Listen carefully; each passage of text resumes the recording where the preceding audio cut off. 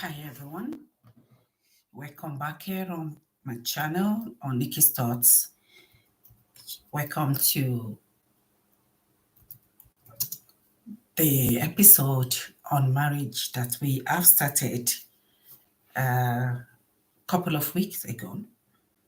If you're just new here, I welcome you. How are you? Today, as the topic says, we're going to be concentrating on preparation before marriage, laying a foundation before marriage. So, on this series of preparing for marriage with wisdom and intention, that is what this topic is. This series that we've been doing is all about preparing ourselves before we get into marriage. We've done episode 1, episode 2, episode 3, episode 4. I think this is episode 5.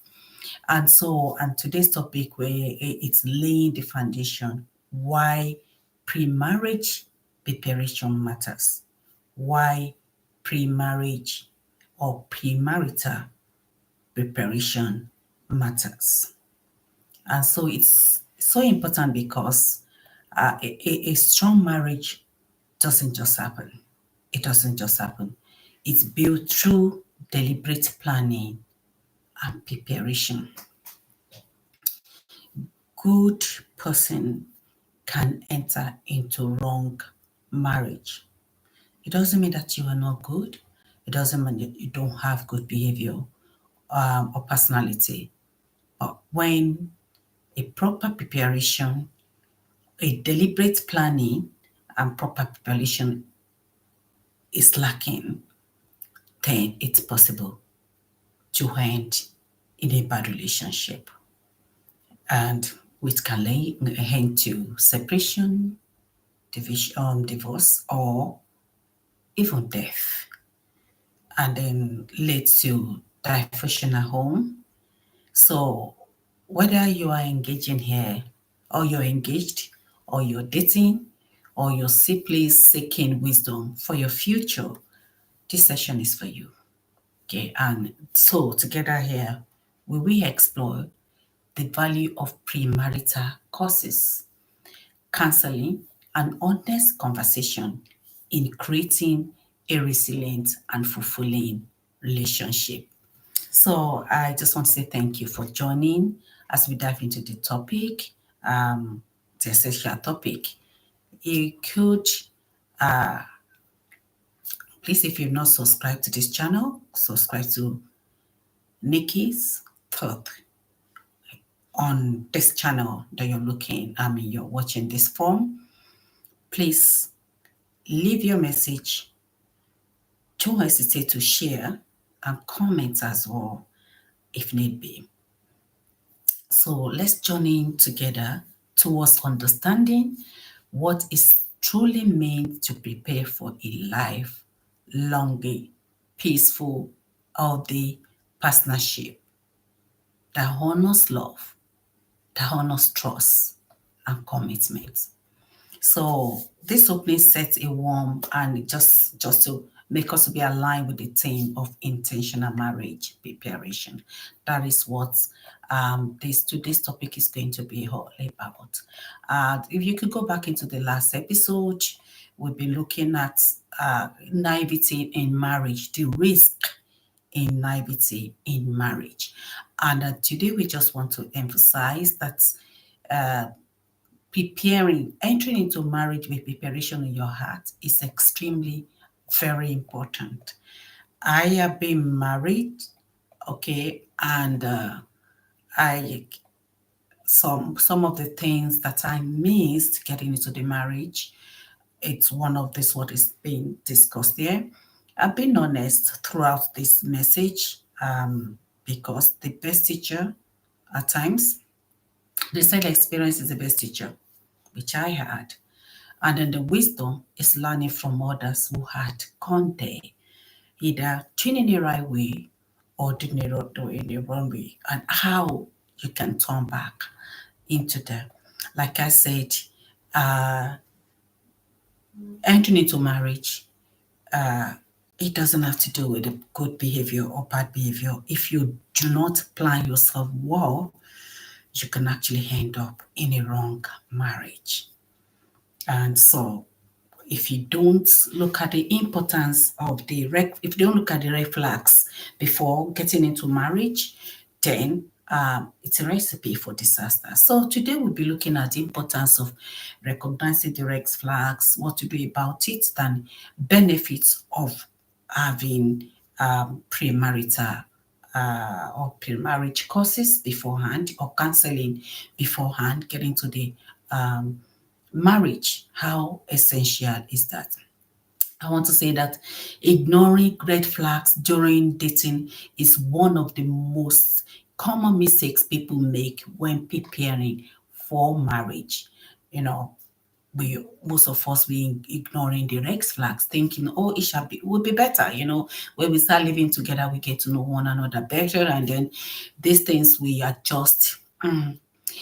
That is one of the most common mistakes that people make before they get into marriage or when preparing to marriage, because it is easy to assume issues like poor communication, differing values, or unhealthy habits will magically resolve themselves once they are married.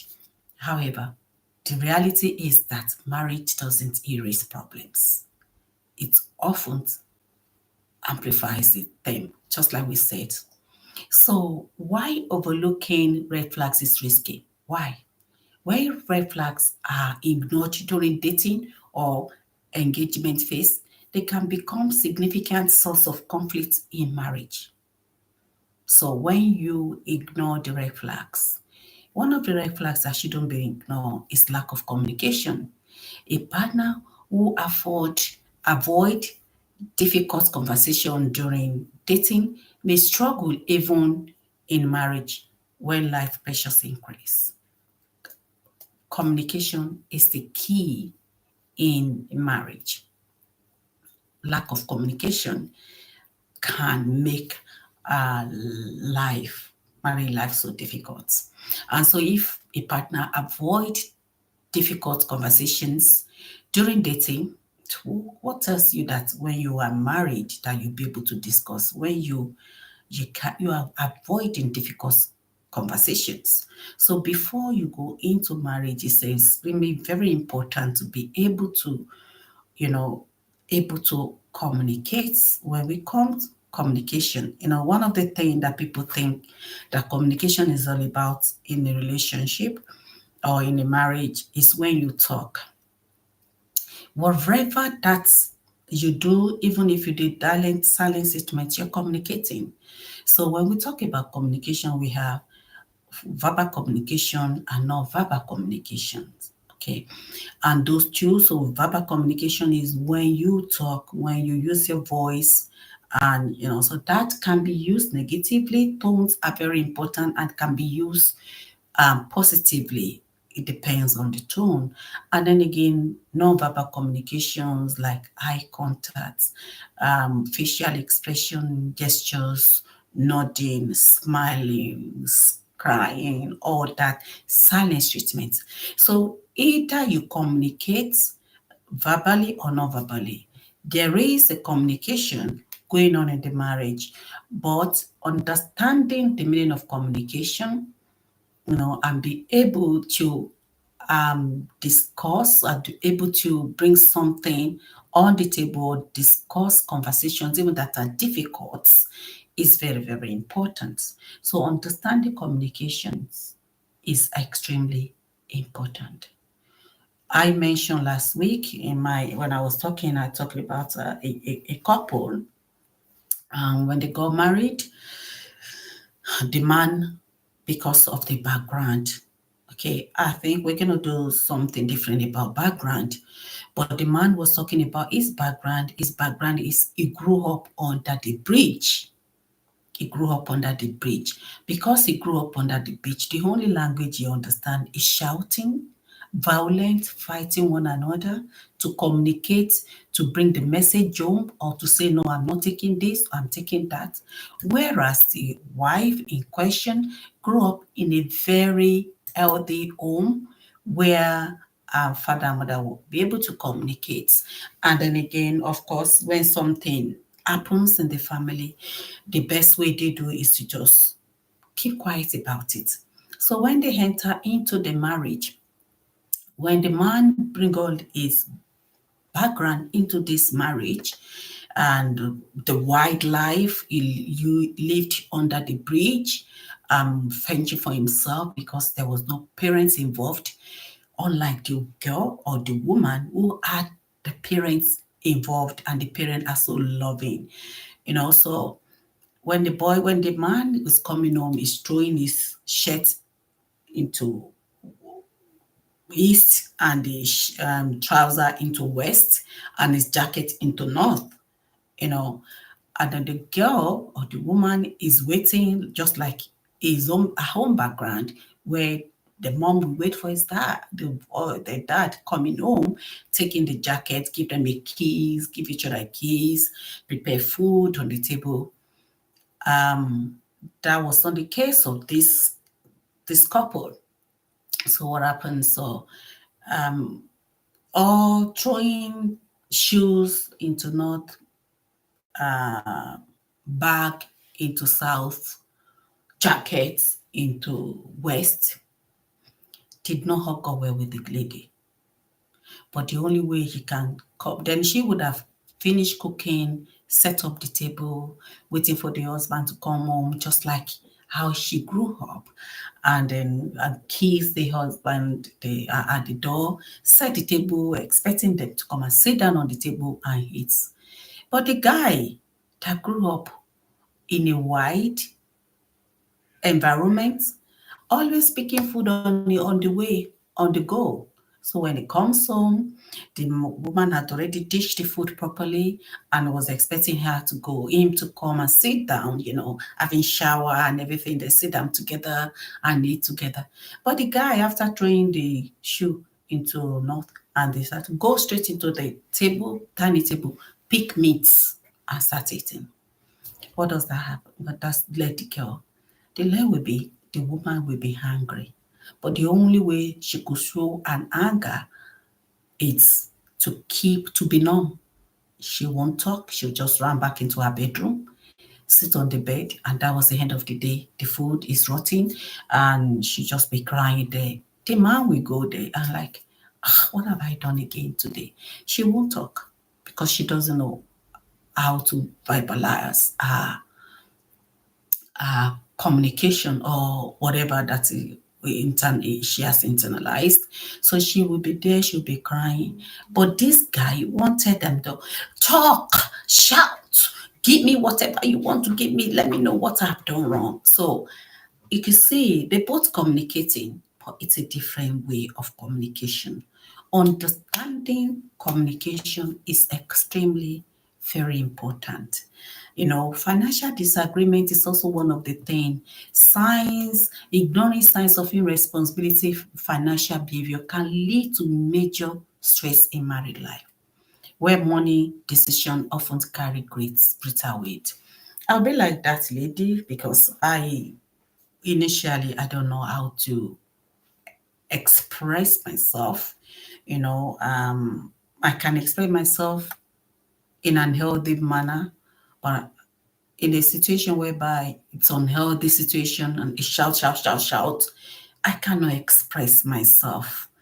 I get worked up and I get frustrated, and it's just going to make me to just internalize my pain instead of talking it out, because I do not want any problem to happen in the marriage, or especially when the children were getting involved. So I just internalized the pain. The thing is piling up. But like I said, I got to know all about this in the marriage. So before you enter into marriage, when you're laying the foundation, make sure you talked about communication. Make sure you discuss about financial disagreements. Ignoring this when you are courting is dangerous. And then again, you have to know, okay, what can lead to major stress in your marriage life before you get into financially. where money decision is taking place, who is doing the talking, who is doing this, who is saving money. I talked about that last week. And again, then different core values is it can be dangerous if you look at that red flags and then you defining it. If you have conflict between about faith, family, lifestyle, like you've been mentioned, they are enough to be a problem in the future. In order not to repeat myself, and again, one of the examples of the common red flags before we enter into marriage is disrespectful behavior or lack of mutual respect. Lack of mutual respect. Disrespectful behavior should not be tolerated while you are dating. It has to be ironed out. It has to be identified. It has to be dealt with before you enter into marriage. Unwillingness to compromise or apologize. It's a big problem before you get into marriage if it is not handled very well. If it is not discussed very well, it is going to be an issue. Patterns of dishonesty and secrecy, or secrecy, dishonesty and secrecy should not be allowed. A marriage should be with an open palm. Your partner should not expect you to be open to them. Why is the other way around? They're keeping their own stuff underneath. Both sides must be open. Openness is very, very important. And both sides must be dishonest. What must be honest. And both sides must be, and don't project your own weakness on your spouse or your own bad behavior. Okay. I was in the marriage, and for 16 years in my marriage, I do not understand what is called. Which of this word I'm looking for? Oh, there was an assumption in the marriage, but the assumption is, or it is this word just gone out of my head now. I will remember the word. It took me 16 years to understand this particular area.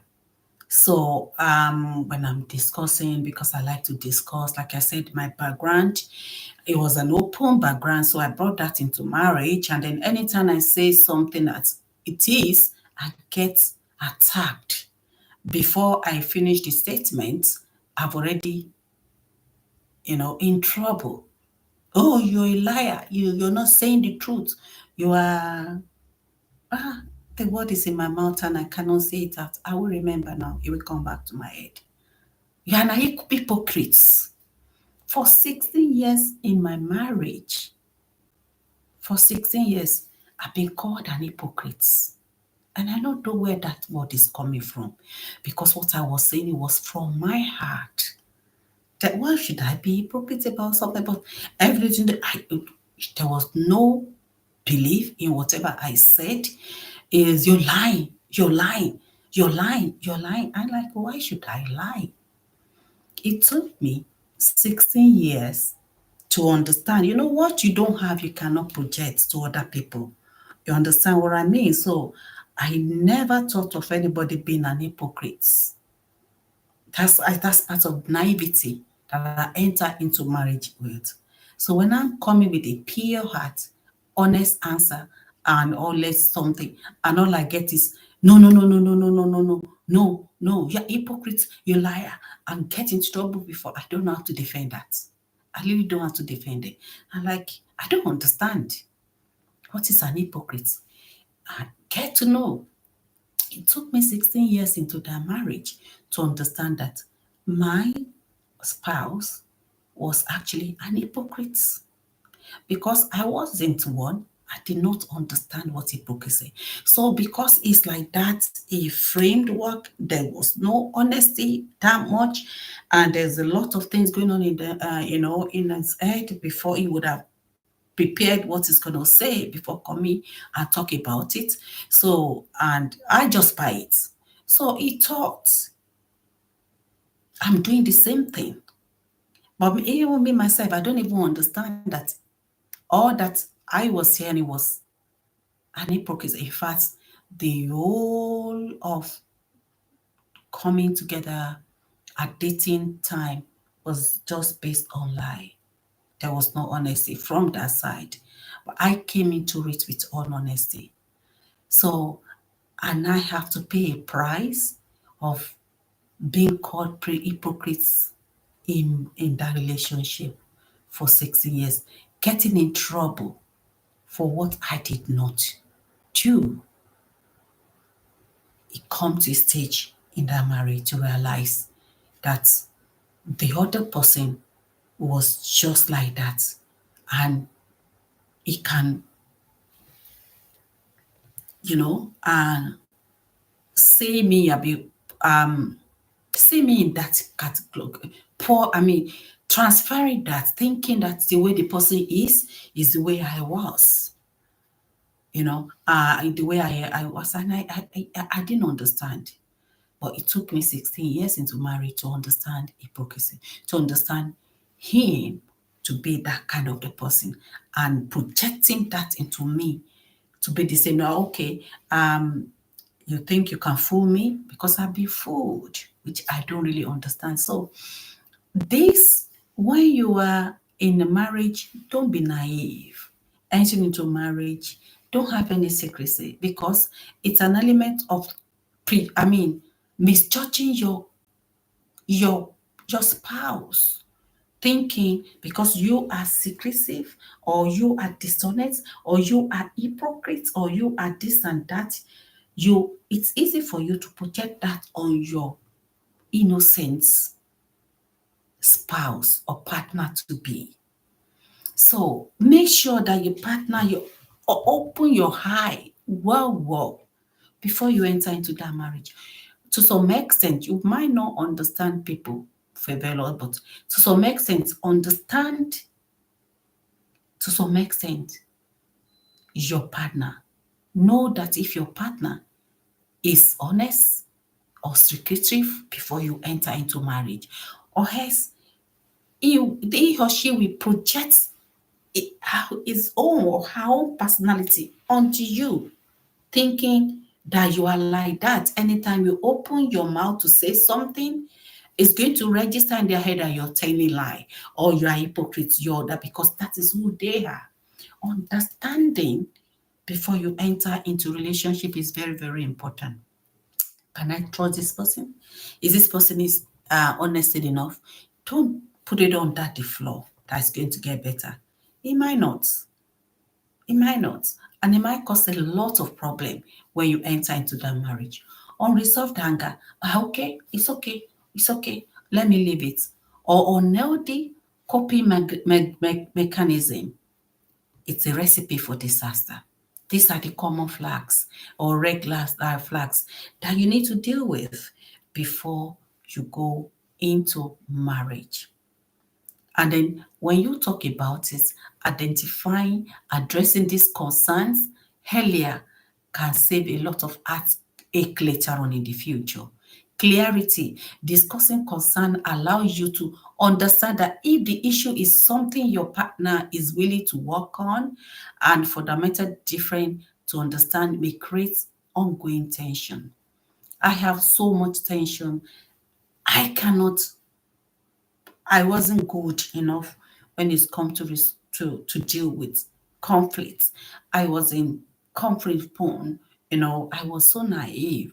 So a lot have been destroyed, you know, before I realize, because I get in trouble a lot for what I did not do. And I'm being honest here. And you're lying, you're framing it. Why would I frame something? What for? Why? Not knowing that that is the person and is projecting it onto me. Before I come to realize it, there's a lot of damage being done. I didn't been prepared for marriage before I enter into it peradventure. This part have been dealt with, but I know all these red flags. I don't even know the person I'm going into. Is what the person projects himself to be is what I followed.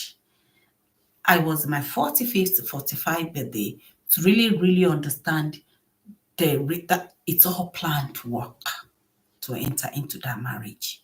or planned work. You know, so resistance to discuss important topics can cause a lot of damage when you enter into marriage, and it can make that marriage to be unhealthy, and of course your home to be dysfunctional, and your born children will suffer it. Believe me honestly. And it's so you can prevent this by taking action. So encourage to take action is what we're about to discuss here. Premarital counseling.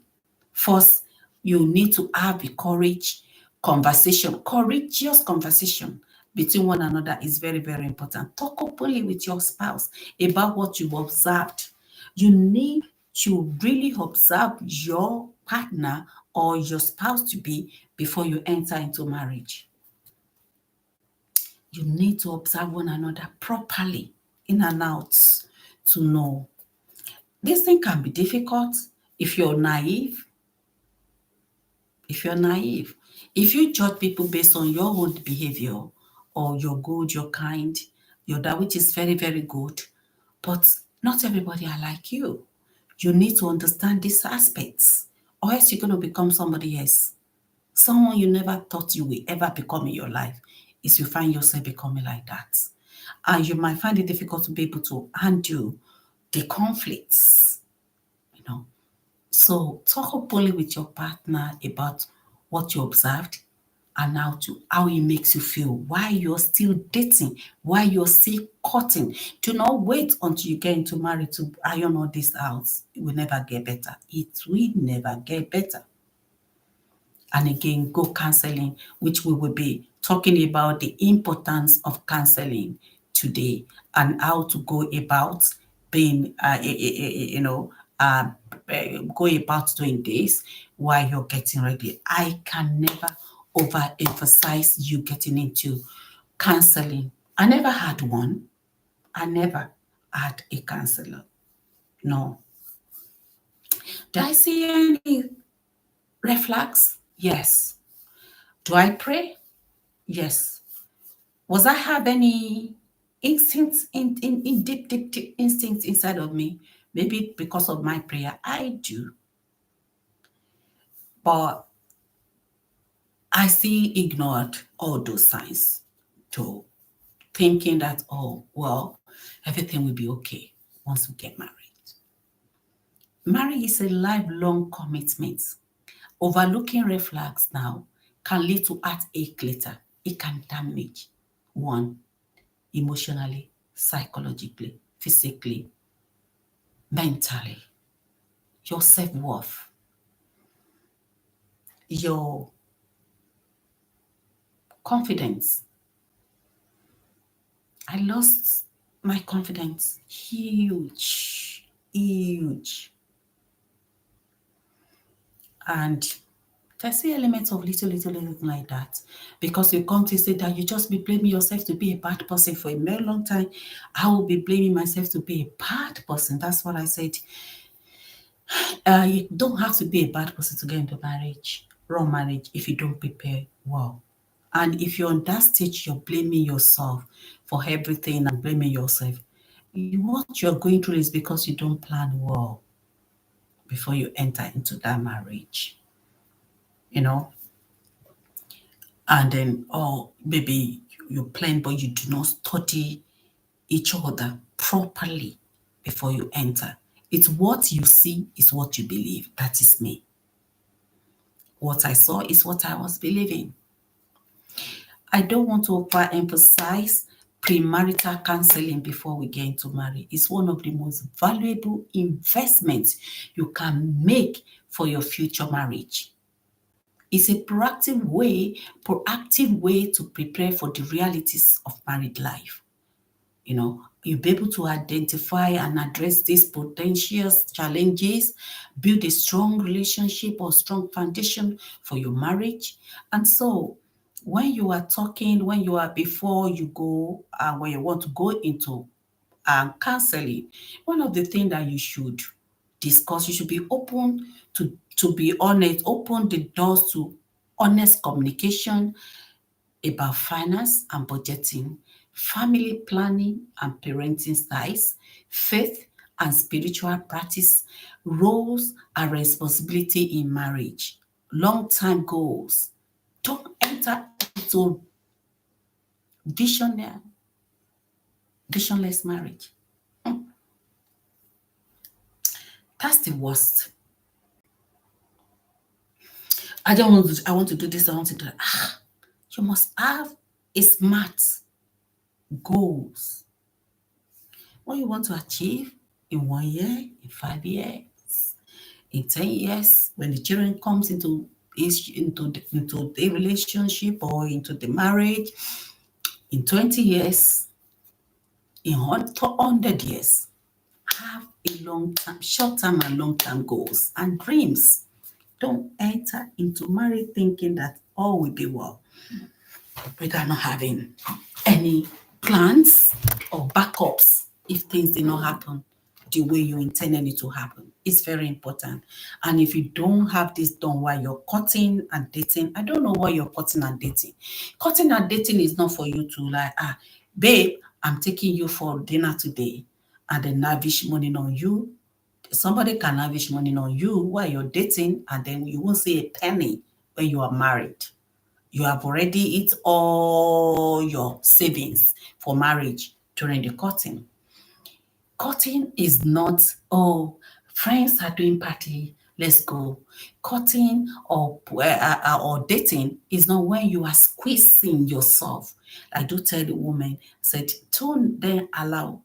I have young adults, female for children. So when they were younger, I used orange. I will peel the orange and I will drink the orange and I will peel all the inside of it. I will heat it and I will leave the until of the carcass of the orange peel for them to see that there's nothing inside that, and then to see that you can be squeezed, especially when you're a woman.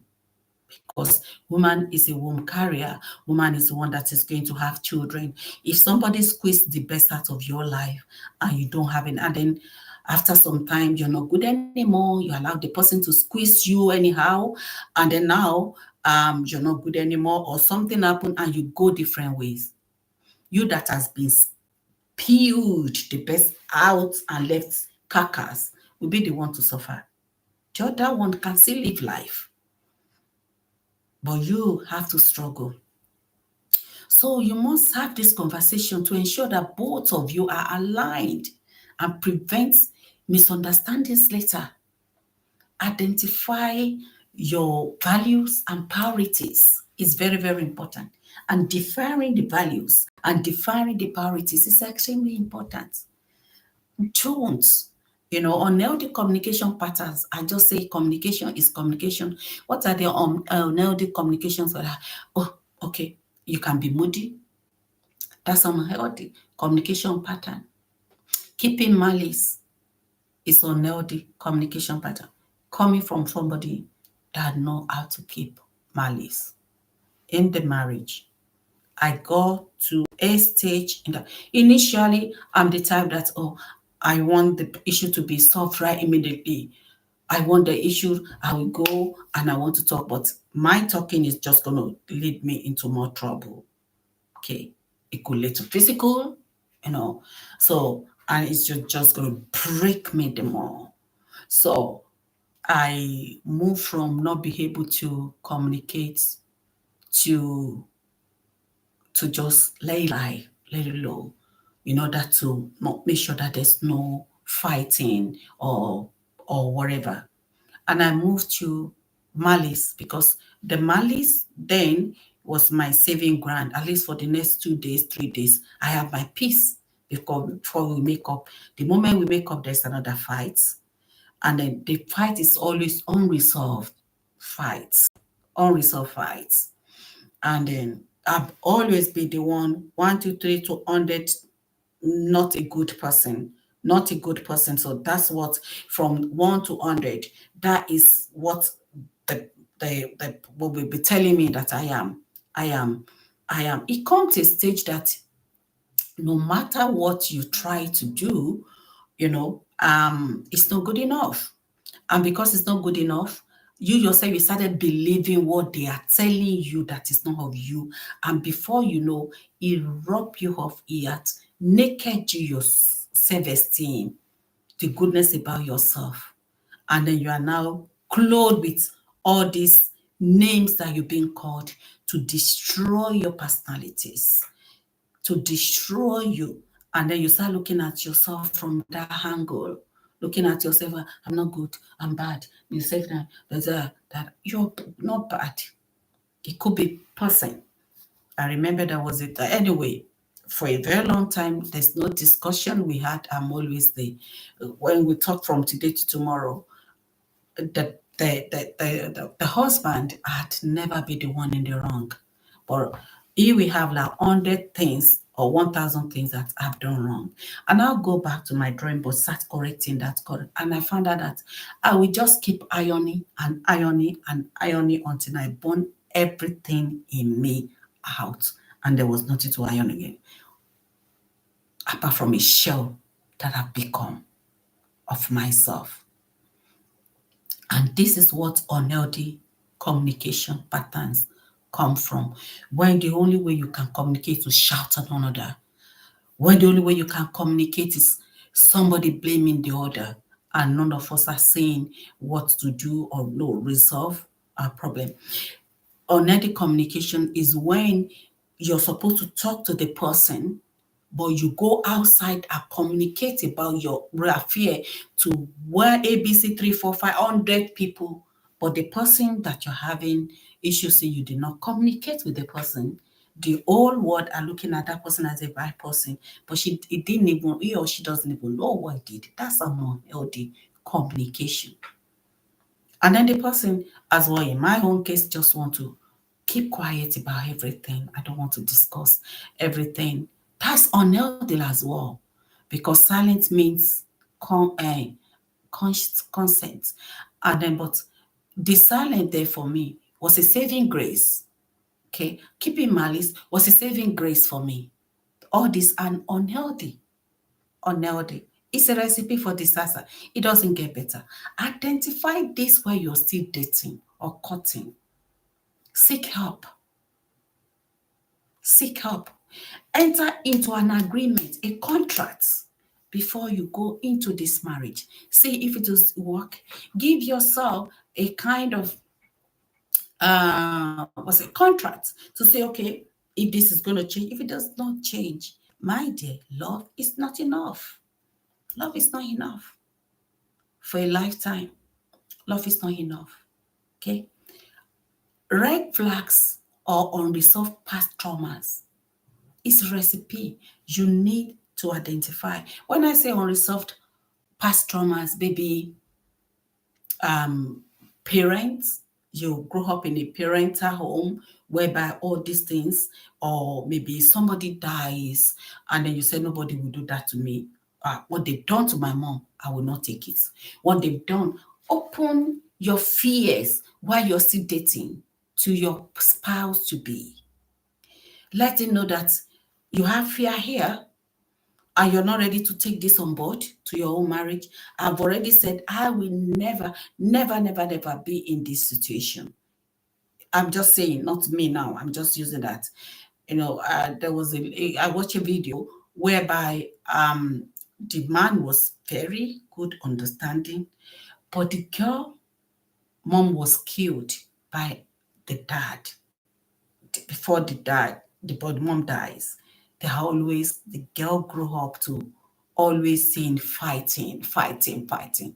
There was no peace in the home. And eventually, the mom dies in the course of it. So she'd made up her mind that she will not go through what her mother go through. So when she eventually got married to this good man, there was no communication about her past traumas. So before the man said Jack Robinson is already projecting what the dad did to mommy on top of this man. And the marriage was in the severe problems. But thank God, along the line, they get counseling. And then through the counseling, she was able to talk about the a trauma that she's been through and everything. And then the man now understand, because he comes and say that this good man couldn't be good anymore, anybody. An angel can become a devil when things are too much. When a sheep is pushed into the wall, it will face you back. When you run, a sheep is running, and they run to the wall, and there's no way to run for that sheep anymore, it's going to turn around or ram. It's going to turn around you. So everybody have a tendency of changing if things are not resolved, amicably or in a good way. So unresolved trauma, past traumas, open this. Someone had been raped. Oh, sorry, maybe someone has gone through sexual abuse, let me put it like that, in the course of life, styles and everything. And because of that, the libido is gone. Libido is gone. When you are going into marriage, then it's going to affect your sexual life in your marriage. This has to be talked before you enter into marriage. You need to open to your partner. I've been through this. It has affected the way I feel, my libido. It has affected me. So then you might seek help together. And your partner might be nice enough to help you out, until you get yourself back and bring you back to that space of, enjoying the sexual intercourse with one another, you know. But if this is not discussed, it can lead to frustration to the other party that doesn't even know what you've been through, why you're like this.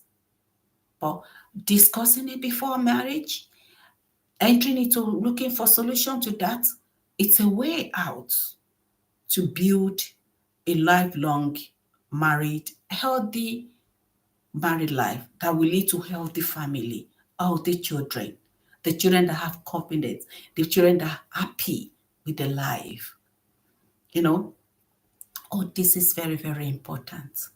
And again, maybe because of some people have been abused in very early age sexually, and then because of that, you can't control yourself when it's come to intercourse. That has to be discussed beforehand. If the partner you want to marry love you enough, both of you can solve that problem before you enter into marriage. If that person couldn't stay, then you still got to go back and search. Your search has to continue. Don't enter into wrong marriage because of anything. Teaching conflicts is very, very important. Teaching conflict resolution skills is very important, which is how to communicate effectively during disagreements. Is very, very important. I remembered years back when I wanted to talk, it comes a stage that the only way that I thought I could be here is to scream. And I have a very soft voice. So I will be screaming, and no matter how I try to scream for my voice to be heard, my husband then voice is bolder than mine. So I sapped all that energy. And there's no way you could be communicating and shouting that you will make sense of what you are trying to say. Do you understand me? So, and that's it. I remember one day, one of the children have to say, oh, mommy is talking. I want me to talk. Her voice is very low. The only way I can communicate is shouting. Then when it comes to that element of intermarriage, understanding each other's perspectives. You both of you have to know that you're not a threat. When you're entering into a marriage and you're dating or you're in courtship and the other person see you as a threat, run away. It's a recipe for disaster when you enter into marriage. You'll have to know that both of you have to complement each other, no matter who this person is, especially a man. If God gave you a woman, I'm just going like that now, that has so many things. The Bible says, he will find a wife, find a good thing and obtain favor. in your life. You see, all that attributes that thou woman has, it's all yours. It's you that God favor. It's you that God favor. And then it's how you manage it that you benefit it. And other vice versa. If God bless you with a good man and everything that has so many things, it's your blessing. We have to complement each other. You need to understand each other's perspectives, where you're coming from. You must know how to resolve conflicts without escalating tensions. And I know this. I know this. And I'm talking about this because I have been there. I've been there. And it wasn't a place to be. And this is why I just get this love pudding to come out, you know, to share this and to learn. Is not, you know, the best person to teach about marriage is somebody that have been there. They can think, you know. It's good for you to, like I said, when I was ending into marriage, I came from a very home that I never saw my mom and dad fight. I mean it. In my early marriage with my husband, I cried this out when we argued. When the arguments, I was shocked. I was really shocked to see arguments, fighting, raising voice. I just ran into my corner and be crying. I don't know how to handle it. And then I grew for not be able to handle it than like start argumentative as well myself. But before we get to that level, I remember that I always telling that, do we fight? My mom and dad said, you tell me it's a lie. There's nobody under the sun, the couple that never fights. I said, I've never seen one. The first time that my mom, we got to know about a fight, I think I saw that last week. It was when I saw a vision of him, and I went to talk to him about it, and then he wouldn't agree, and he had to call my mom, and he had to call her. And my mom said for him for that, he has never seen me and his dad fight, our dad fighting. I never, until my dad passed away, I've never witnessed my mom and dad, you know, having conversation and fighting and raising voice. So, if you enter the marriage in that notion and you do not rate what is going on outside your home, it's a recipe for disaster. You could enter into marriage with all naivety. Okay, so you need to know a little bit about um, your marriage, and it's good to set a realistic expectation about married life. About married life, so many things come against marriages because it's an institution that God is an institution that has God's heart in it. Our devil is also interested in the institution. But getting prepared properly to some extent will help you to weather this storm that comes in marriage. And one of that preparation we're talking about here is premarital course. You need to go and do premarital courses. It doesn't have to be one, okay? Do as many, get different perspectives, but write one. So premarital courses are excellent way for couples to prepare for their lifelong journey. Okay, and then so with this, it will provide you with the tools, with resources, with guidance to help couples build strong, resilient relationship rooted in mutual understanding and shared value. And I said, you know, when you're going into this premarital course, make sure you learn essential relationship skills. Okay, and one of these key skills that here will be communication skills. is very important. So when you are going for counseling, you're not going for counseling just on very. Make sure you learn about key skills needed before you enter into marriage. Communication skills. Understand what communication is all about. When we talk about communication, you know what? Um, I believe communication, voice, they said action is louder than voice, isn't it? So even body language, love language, all little things speak louder than voice. Voice can speech or voice might not be reliable at times. They might not be truthful. I love you. I love you. Anybody can say I love you. But action will tell you if that person love you. So when we're talking about communication here, 13% in communication is, or 17% in communication is voice, speak. The 83% of communication is nonverbal.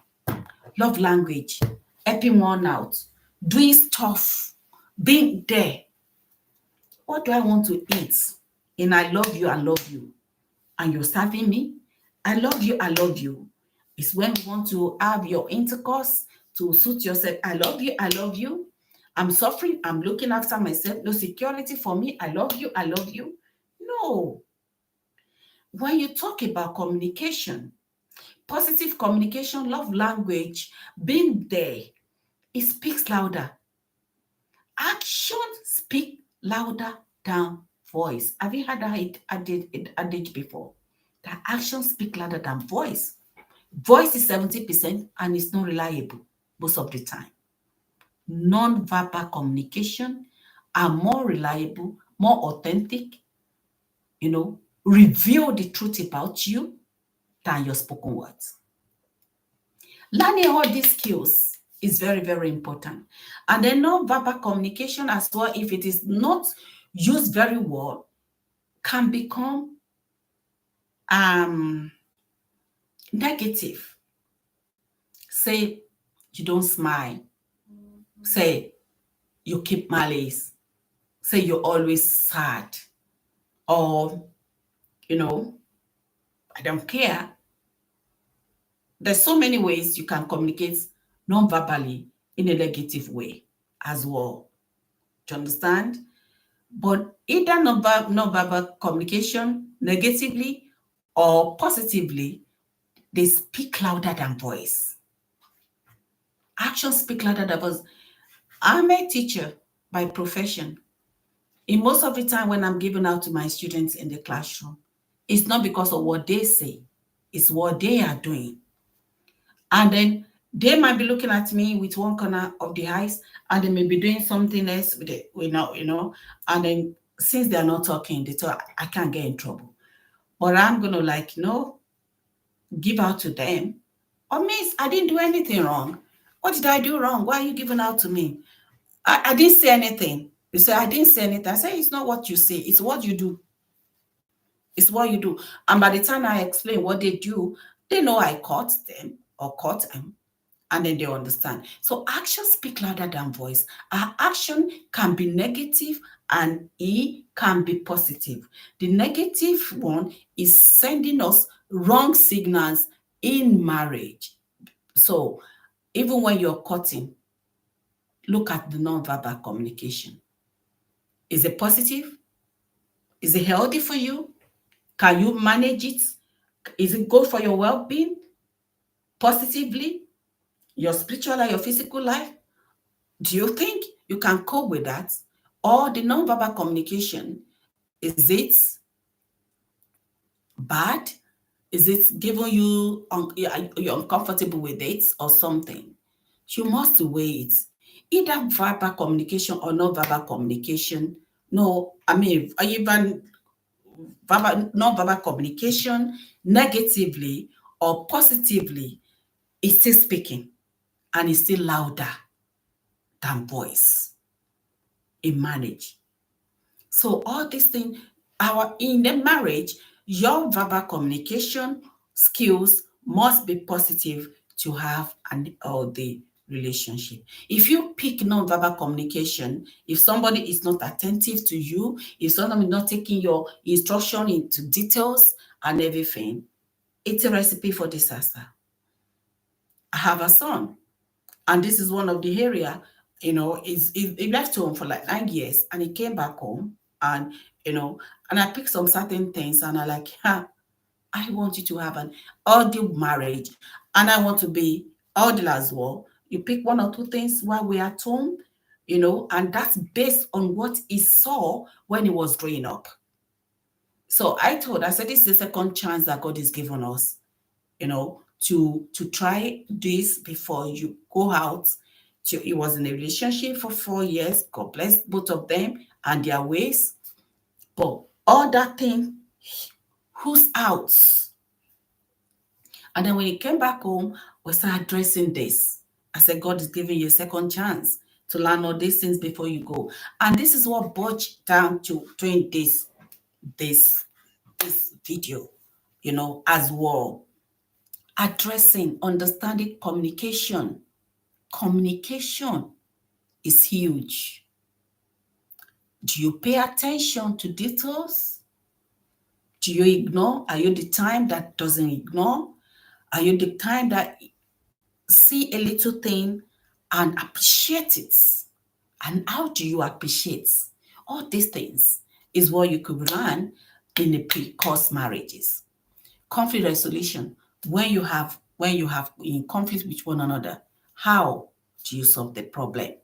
Emotional intimacy. How is your emotional intimacy? These are critical elder marriage. Do you know when you are planning for marriage and you go for counseling or pre-marriage counseling, you'll be able to identify. We talk about trauma, which somebody can be manipulative. There can be underlying or undertone illness, mental illness, unknowing to you before you get into the marriage. And then when you enter into marriage, you see bipolar in the marriage. You see narcissist in a marriage. It didn't start a day. It started from the background. But because you cannot identify this, I had this discussion one day, a truthful discussion with one of my spouse sibling. For the first time, I opened up. And the one thing it said, that I just said, that could be true. It just said, this thing this has been happening even when they were younger. And you recalled like 2 or 3 occasions when this kind of a thing happened, and I never pick it. I never see all these things, because during the dating time, he was a perfect man ever. Never raised his voice, never done it, was so caring. Even when I was being told, I said, no, this guy is caring. No wonder. For my 16 years in marriage, right from 2 weeks I enter into marriage, I've been called hypocrites because it's all planned. All the behavior was well planned. Some people are like that. And then when you get into the marriage, then you will see the true color. But maybe I could have managed this right if I don't overlook all these things, if I don't go into marriage naivety that everything is going to good, if I go marriage counseling or something, or if I listen, if I put more attention to both all that little foxes that now come and bite me up later on, maybe it would have been better. Addressing potential challenges is very important, such as health issue, finances, family dynamics, personal habits, before they become a major conflict. When you get into marriage, you might not be able to deal with that, and it can be so damaging. It can be really, really damaging. Okay, align pre-marriage courses encourage couples to discuss their expectation before marriage. You need to discuss your expectation before marriage. When I get into marriage, my expectation before I got married was this high. The way I see my partner was not the way when I enter into the marriage that I saw. Okay. Every young child, every girl has a fairy tales of marry a rich man and cross their legs and be eating that person's money. Yeah, when I'm giving out to my female students in the classroom, that put more effort. Well, it doesn't matter anyway. I'm gonna get married to a rich man. I said, okay, but just put effort. Let's put effort now before you get into that, so that you won't be shocked when you get to that time. Every girl has a fairy tale to marry a Prince Charming. I was one of them, like any other person. But when the reality set in, because I didn't plan myself, then I have to wear 4 trousers for all of us so that we can give quality life, even for the children as well. I just know that, okay, I'm on my own here. So premarital courses encourage couple to discuss their expectation before marriage. Did I? No. From roles and responsibility of life goals. And then again, you need to trust if this person meant it or not. There must be a contract signed, a contract. There must be somebody witnessing that.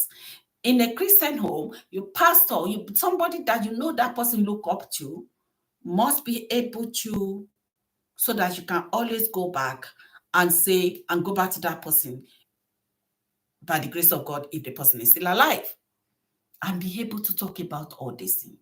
Many courses, biblical principles, helping couples to build Christ-centered marriage and understanding God design for their union. A couple come to me the other day and we're talking, they're just about to get married. The assignments I gave to the husband was so simple. Before they go into the counseling, I said, go and read about Jesus Christ. Talking about Christian marriage. You know the Christian are the bride, right? And Jesus is the groom, right? Okay. Go studying about Jesus as the groom. Okay. Why does some of us skip going to Jesus? What does Jesus do to the brides, to his brides? Sacrifice. So I just gave the man assignment. I said, first go study about Jesus Christ. That's where we're going to start from. And then when you study about Jesus Christ, then we come back. I'm going to answer you, examine you, ask you questions about what you learn. Okay. We'll be able to, let's start from there. Okay. Before you go for counseling. Because, Christ-centered marriage and understanding God's design for union is extremely very important.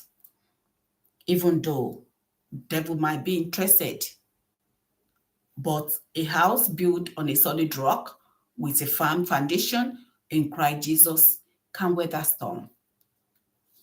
So, like I said, importance of shared values, trust, commitment, ensuring you start your marriage on a solid footing is extremely important. And that you will discover through premarital course. Some people will say, I've seen some people, I just gave them counseling. 2 weeks counseling is not enough. Oh. It's not enough. Coming to one person for counseling for marriage is not enough. I'm not scaring you away. I'm just being factual. So in 2 weeks and then you enter into marriage. It's deeper than that. So go to a true counselor. Go to church counseling. Buy books yourself. Have somebody you can be reporting it on a long road. The moment you guys know that you are heading onto the altar, maybe in 6 months, start that counseling. Start somebody you will be accountable to. Learn what are the topics you will be discussing for when you do pre-marriage counseling. Learn how to express your feelings. Learn how to navigate disagreement without resentment. Understand each other, communication styles. Understanding each other communication styles is very important. Budgeting as a couple, saving for the future, any financial stress and disagreements. When you're adding financial stress and saving for the future, make sure that you're saving, another person is not going there to go and eat it. Do not make sure that you're not the only one that is saving, and then the other person is not saving. And then, of course, if the other person say, if the man said, okay, I'm the breadwinner, okay, when the world where but is equality, or 60-70, or 60-20, or 60-40, 80-20. In as much you both have agreement on what to put together. If your man say no, don't put money there, that's fine. At least that's an agreement. But it's not something to be abused because you're not putting money there. But if you said, okay, I want you to be putting 10%, be sure you're putting the 10% and you're not going over that 10% to go and remove it, or vice versa. Or you put the 10% and go and remove the 100% without the notice of your husband or your spouse, you are misusing the trust. You're abusing the trust. So any financial stress and disagreement is very, very important. Family roles, family and roles, understanding, discussing family roles. I think I'm going to go that later on. Defining roles in the household is very important. Establishing boundaries in the household is very important. Building emotional and physical intimacy. All this has to be discussed. Understanding each other's love languages is very important before you enter into marriage. Maintaining romance and connection over time is very, very important. Understand your intimacy and emotional connection. Do you know, I've seen a couple.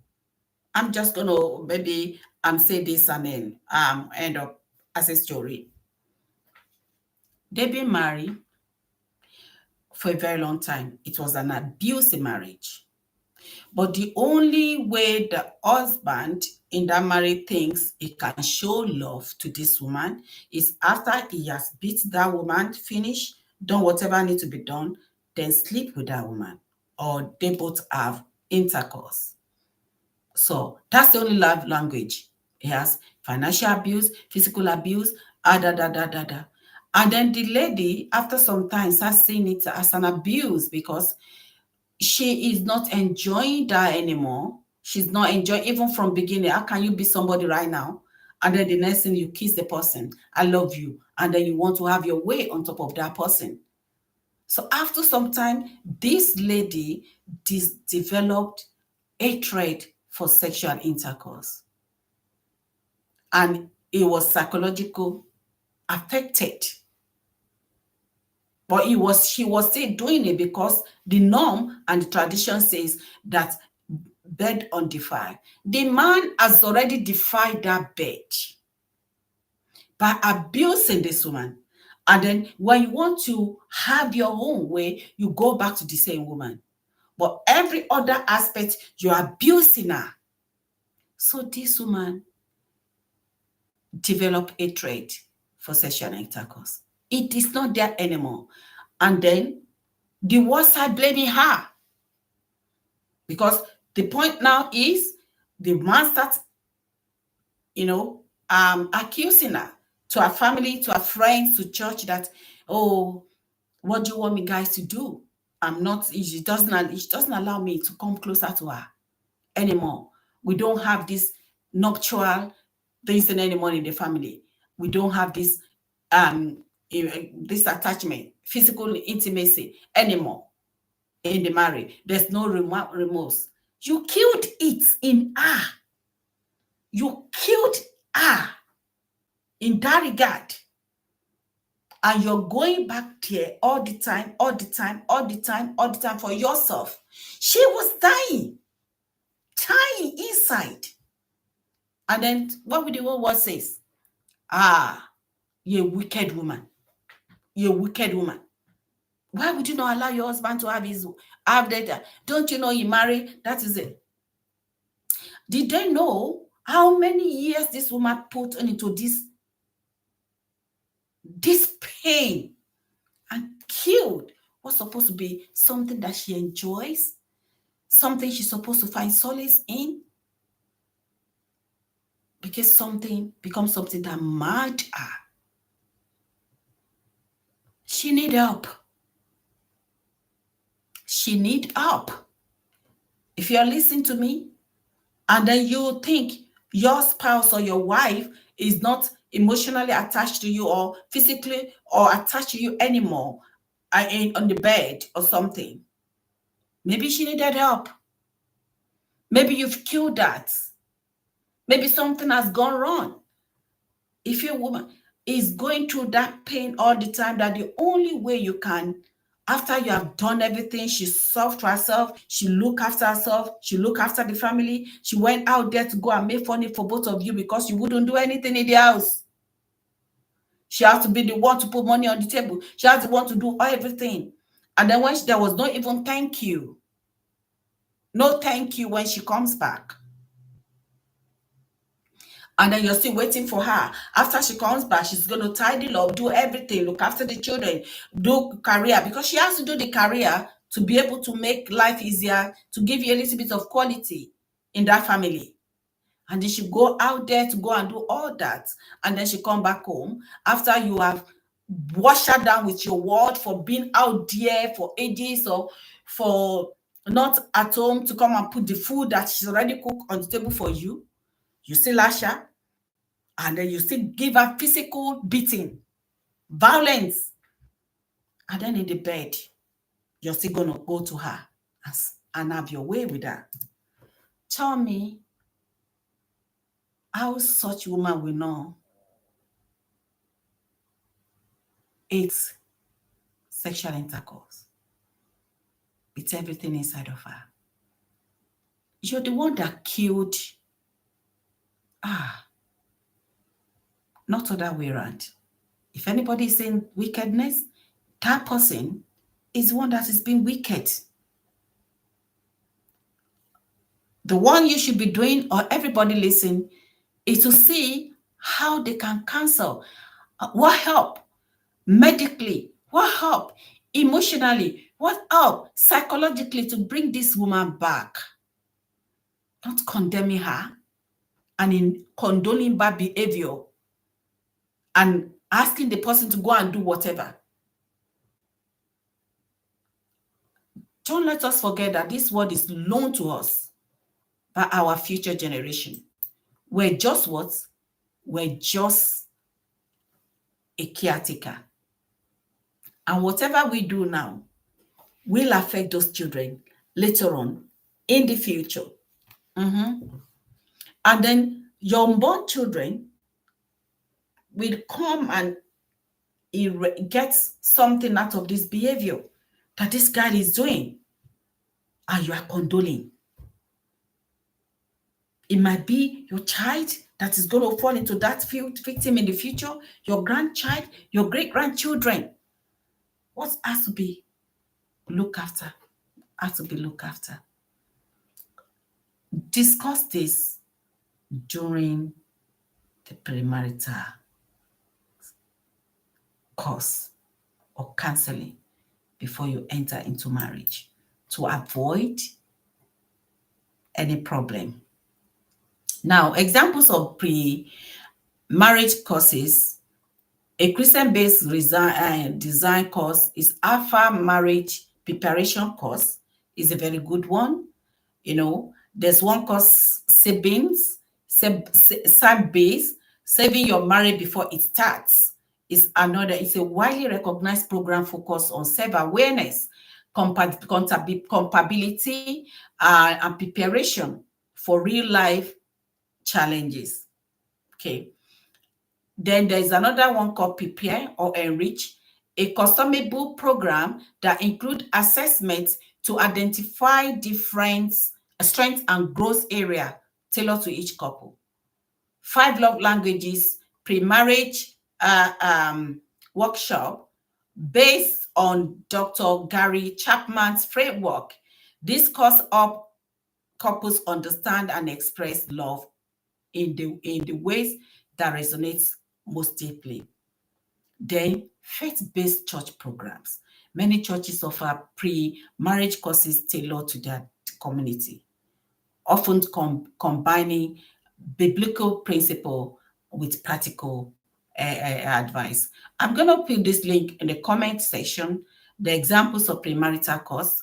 You could go there and see, Google it and see, get some details, contact details, and I try to go into one of these pre-marriage courses before you enter into marriage, guys.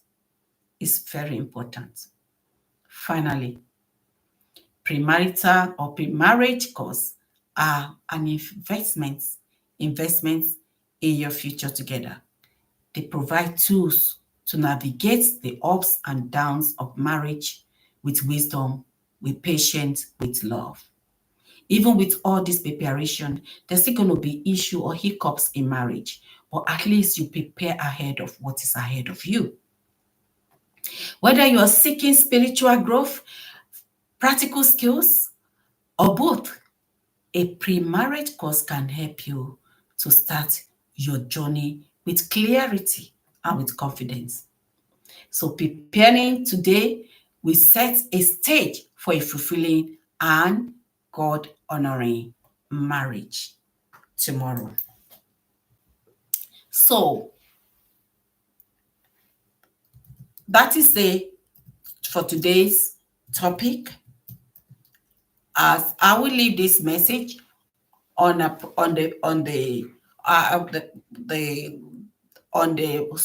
forever. I mean, I will leave the what's it called on the.